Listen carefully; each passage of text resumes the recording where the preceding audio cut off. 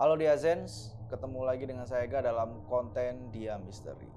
Kali ini saya akan membacakan sebuah cerita yang dikirimkan langsung oleh salah satu subscriber Dia Misteri dengan nama Tia. Tentu saja ini bukan nama sebenarnya, ini nama samaran. Dan si Tia akan menceritakan pengalaman mistis yang cukup ekstrim ya, yang dialami oleh kakak sepupunya yang bernama Mas Kiki dan istrinya yang bernama Mbak Bunga.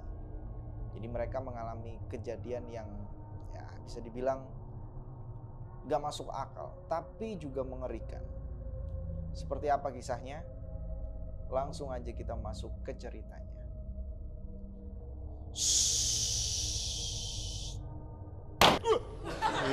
Kaget. Dengerin baik-baik.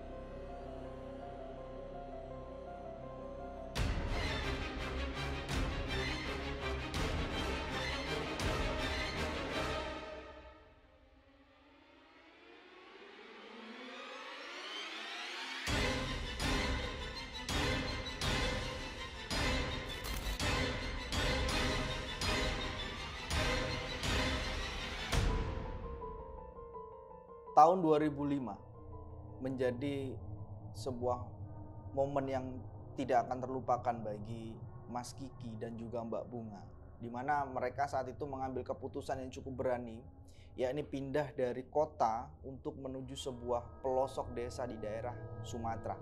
Di kawasan itu bisa dibilang penduduknya mayoritas dihuni oleh orang-orang dari suku Jawa dan juga Melayu. Di sepanjang perjalanan jarang ditemui rumah-rumah penduduk. Ya pohon-pohon besar seperti hutan itu kayak udah jadi pemandangan yang biasa. Dan untuk menuju desa ini, Mas Kiki dan juga Mbak Bunga itu nggak bisa sembarangan berangkat. Mereka harus menunggu angkot yang memang keberangkatannya itu ada di jam-jam tertentu. Jadi kalau misalkan kelewat sedikit maka dia harus berangkat di keesokan harinya. Pasangan suami istri Mas Kiki dan juga Mbak Bunga ini dikaruniai satu anak laki-laki berusia 3 tahun yang diberi nama Bobby. Ini bisa dibilang menjadi keputusan yang besar ya, karena Bobby sendiri harus jauh dari teman-temannya. Apalagi di desa itu mereka akan tinggal di pondok yang berada di tengah-tengah kebun sendirian. Jadi ada ladang atau kebun gitu dan cuma ada satu rumah, dan rumah itu yang akan mereka tempati nantinya.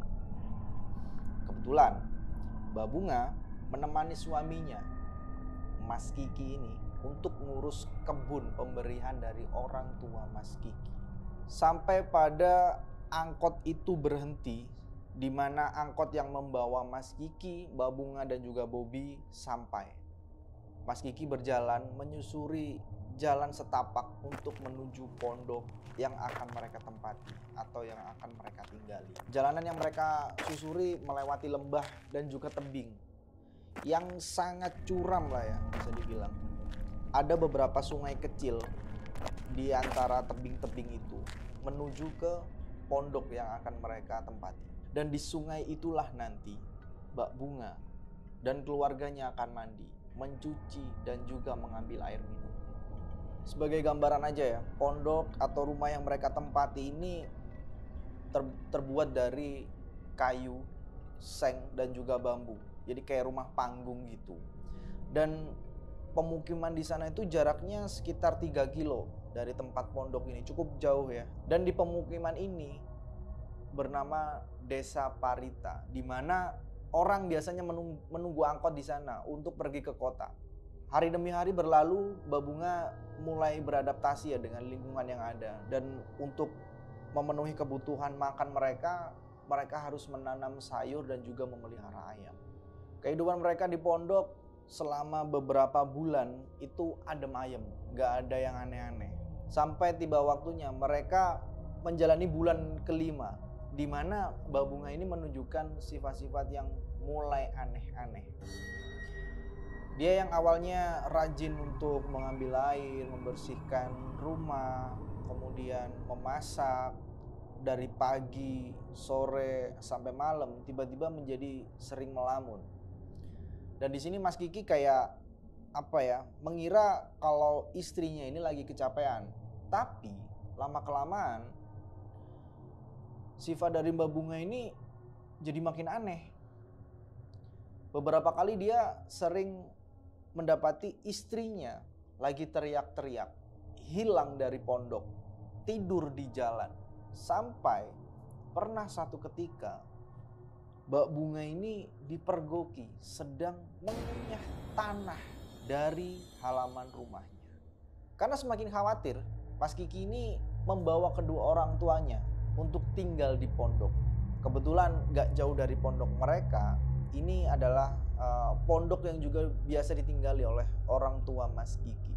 Baik Mas Kiki dan orang tuanya yakin kalau Mbak Bunga ini mengalami stres berat ya, akibat tidak bisa menyesuaikan diri dari lingkungan yang ada saat itu. Jauh dari pemukiman warga dan juga terlalu tenang. Stres koyoke, coba bawa ke dokter dulu. Tapi, masa stresnya sampai kayak orang gila? Perasaan gak pernah adik itu cerita lagi ada masalah atau ngambek be aku, Bu. Bawa ke rumah sakit dulu, biar dokter dan periksa. Setelah berunding cukup lama, akhirnya Mbak Bunga dibawa tuh ke rumah sakit terdekat di daerah sana untuk dilakukan pemeriksaan lebih lanjut. Dan setelah diperiksa, hasilnya Mbak Bunga ini mengalami depresi berat. Tapi pemeriksaan yang dilakukan oleh rumah sakit ternyata juga nggak nolong-nolong banget. Jadi secara medis ternyata kondisi Mbak Bunga ini masih tetap aja. Sampai pada akhirnya keluarga dari Mas Kiki itu memanggil atau minta tolong kepada salah seorang ustadz di desa sebelah, di desa Parita yang sebelumnya saya sebutkan. Dan di desa itu datanglah seorang ustadz, kita sebut saja dengan Mbah Sam. Dan Mbah Sam ini langsung melakukan beberapa pengobatan dengan kayak baca-bacain doa ruqyah dan juga memberikan air kepada Mbak Bunga.